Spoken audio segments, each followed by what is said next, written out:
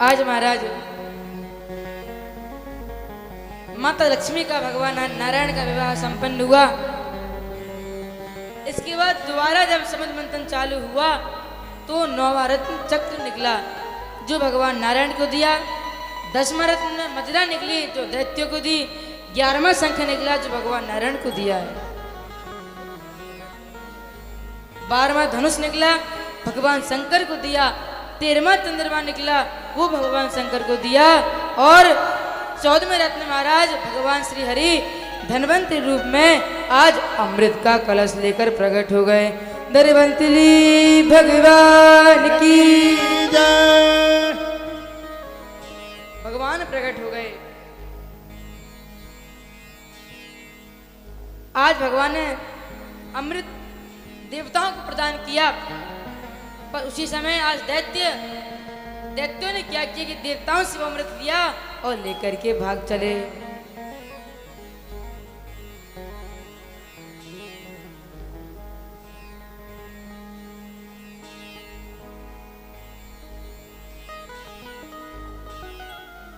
और जब महाराज देवताओं ने देखा कि हमारे पास अमृत है ही नहीं, देवता आज भयभीत होने लगे।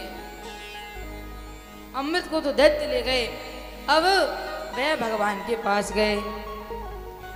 उसी समय आज भगवान से जब प्रार्थना की तो भगवान दैत्यों के पास में आज मोहिनी रूप लेके प्रकट हो गए। मोहिनी भगवान की जय हो। जैसे भगवान प्रकट हुए और भगवान आज दैत्यों के समीप आए।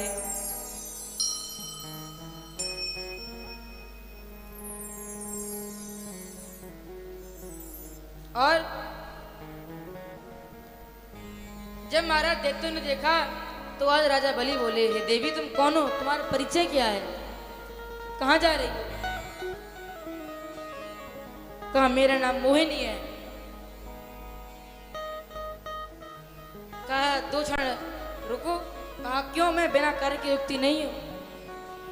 तो कहा एक काम करो, ये जो अमृत है ये अमृत हम दैत्यों में पिला दो।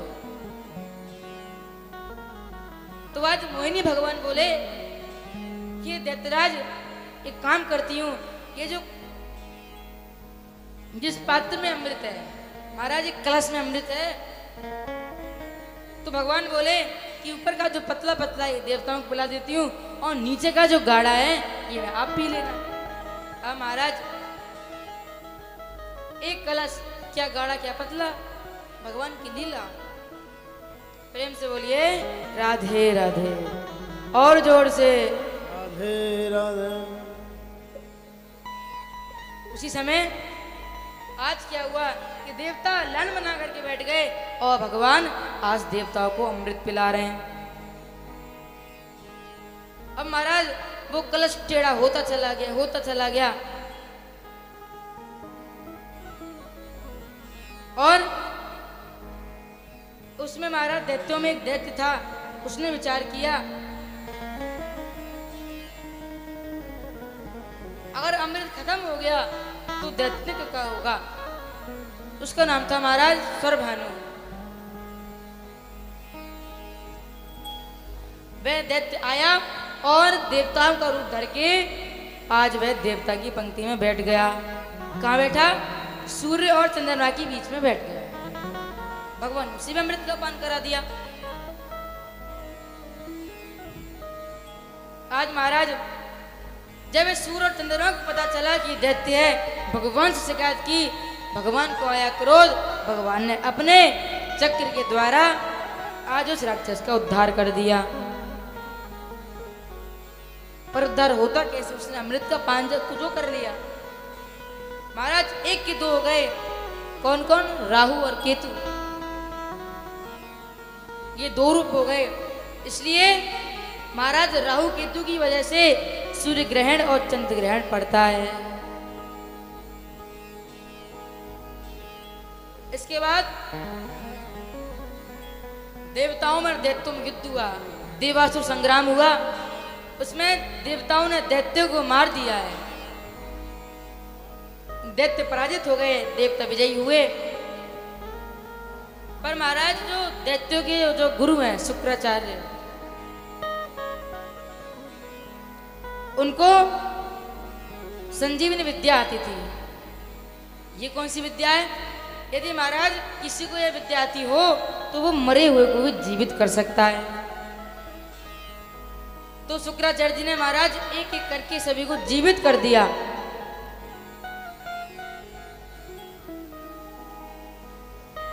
आज जब दैत्य जीवित हो गए तो राजा बलि चरणों में प्रणाम करके बोले, गुरुदेव,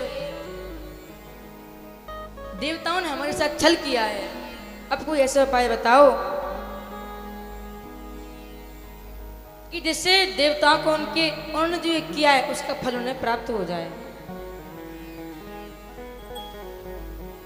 कहा, राजन, तुम एक कार्य करो, ब्राह्मणों की सेवा करो। आज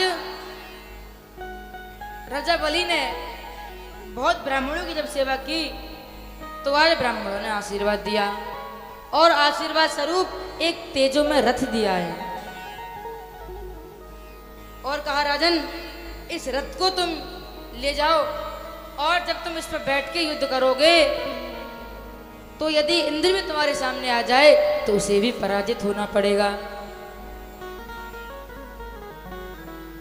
आज रथ को लिया, शुक्राचार्य जी बोले, जाओ और स्वर्गलोक पर चढ़ाई कर दो। आज चढ़ाई की, देवता भाग गए और महाराज दोबारा से दैत्य स्वर्ग पर रहने लगे, स्वर्ग पर अपना आधिपत्य जमा लिया।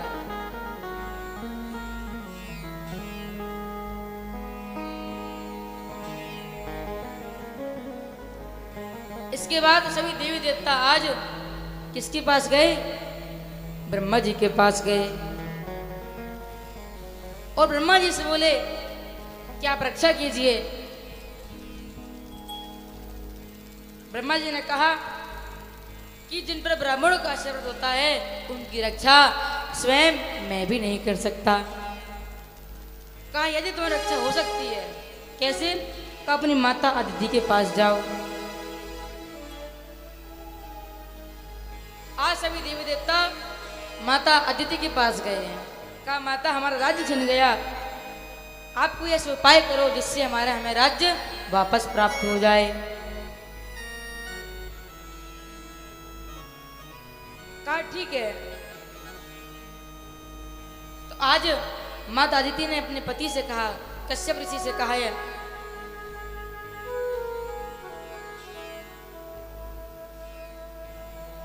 कहा, पतिदेव, आप कोई ऐसा व्रत मुझे बताएं कि जिसके द्वारा युद्ध भी ना हो और मेरे पुत्रों को दोबारा से स्वर्ग की प्राप्ति हो जाए। कहा, देवी, एक व्रत है। कौन सा? कहा कि हरितोषक व्रत।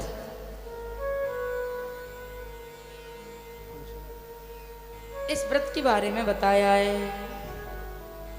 कहा, देवी, यह जो व्रत है, यह व्रत फाल्गुन माह में शुक्ल पक्ष की महाराज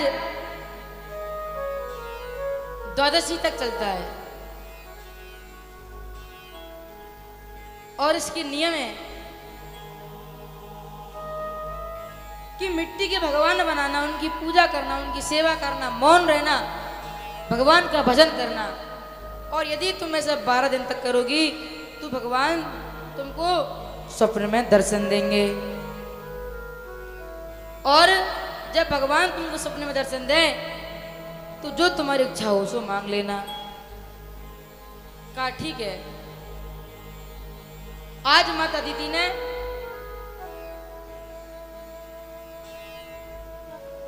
उस व्रत को किया और जैसे महाराज वर्णन आता है 12 दिन पूरे हुए, आज भगवान माता अदिति के स्वप्न में प्रकट हो गए।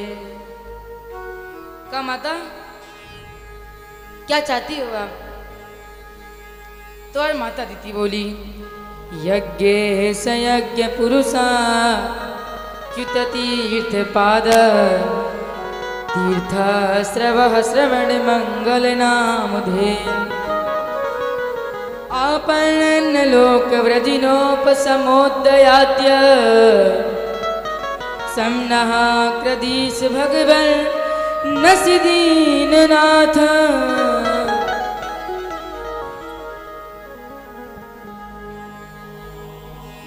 कहा प्रभु मैं ये चाहती हूँ कि मुझे ऐसा पुत्र प्राप्त हो जो दैत्यों से स्वर्ग को लेकर हमारे जो पुत्र हैं देवता हैं उनको प्रदान कर दे। परंतु मैंने जब से आपको देखा है तो मेरे मन में ये कामना है कि आप मेरे यहाँ पर पुत्र बन के आ जाओ। कहा ठीक है। आज 12 दिन बाद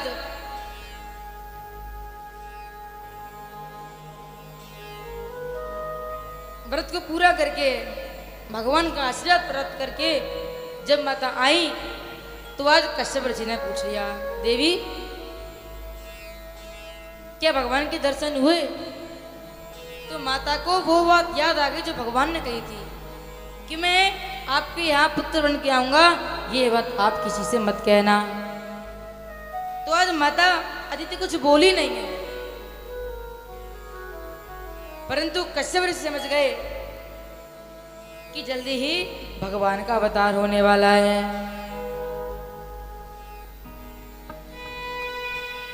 भादव का महीना आज महाराज बड़ा ही सुंदर योग बना। भादव का महीना शुक्ल पक्ष अभिजीत मुहूर्त श्रवण नक्षत्र और आज दोपहर के ठीक 12 बजे वामन भगवान माता अदिति के कक्ष में प्रकट हो गए। वामन भगवान की